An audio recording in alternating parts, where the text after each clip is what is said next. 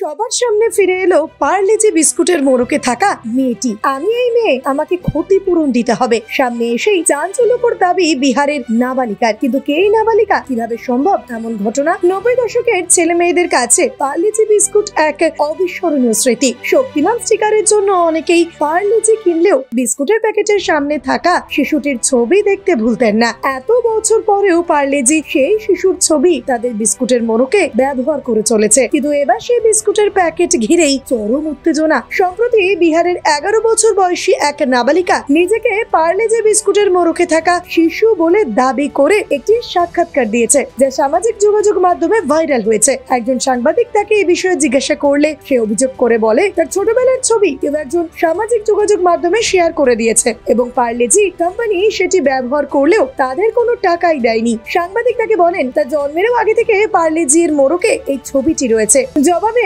নাবালিকা তৎক্ষণাৎ একটি নতুন গল্প ফেঁদে বসেন। দাবি করে যে এটি তার পূর্ব জন্মে তোলা ছবি। সে বলে তার পূর্ব জন্মে সেই ছিল সেই পার্লেজি শিশু। বিহারের প্রিয়া শর্মা নামের এই মহিলার 11 বছর বয়সী এই মেয়ের নামই পার্লেজি। তার এই দাবিগুলো সত্যের থেকে সঙ্গতিপূর্ণ না হওয়ায় অনেকেই এটিকে উপহাস্য করেছেন। পার্লেজি বিস্কুটের মোড়কে থাকা শিশুটি কে তা নিয়ে বহু বছর ধরে প্রশ্ন রয়েছে। ইনফোসিসের সুধা মূর্তি, নীরু দেশপান্ডে এবং গুঞ্জন গান্ধানিয়ার ছোটবেলার ছবি বলে 3টি ভিন্ন তথ্য প্রচলিত আছে। তবে এর আগে পার্লেজি কোম্পানি স্পষ্ট জানিয়েছিল যে ছবিটি কোনো নির্দিষ্ট শিশুর নয়, বরং এটি একটি আঁকা ছবি। তবে যাই হোক, এত বছর ধরে মানুষের মনে গেঁথে রয়েছে পার্লেজির প্যাকেটের এই ছবি।